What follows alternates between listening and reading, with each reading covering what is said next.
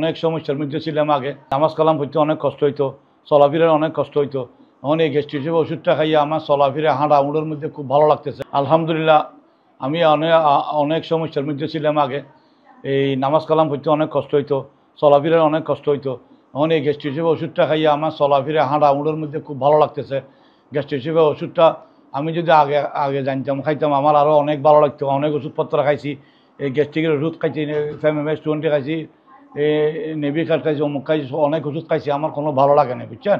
এখন আমি আল্লাহ শুকর গ্যাস্ট্রিক হিসেবে খাইয়া নামাজ কালাম পড়তে যে ভালো লাগতেছে, চলাফেরা ভালো লাগছে, খানা পানি খাইতে ভালো লাগতেছে, পেটের ব্যথাটা কমে গেছে, এই হাঁটা উড়ে ভালো লাগতেছে, পেটের কোনো সমস্যা নাই, পায়খানার ক্লিয়ার, সবগুলো ভালো লাগতেছে। এই আমার এখন শারীরিকভাবে ভালো, মানসিকভাবে ভালো, খানা পানি খাইতে ভালো, মুখের লুচি ভালো।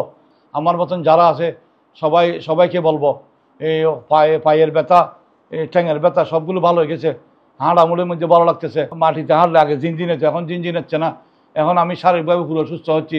আর আমি সবসময় গ্যাস্ট্রিফিয়াটা খাইব, সবাইকে বলবো খাবার জন্য। নামাজ কালাম, চলাফিরে, খাওয়া দাওয়া সবগুলো কোনো সমস্যা হচ্ছে না। আল্লাহ দিলে আমি সুস্থ, আলহামদুলিল্লাহ, আল্লাহ শুকর।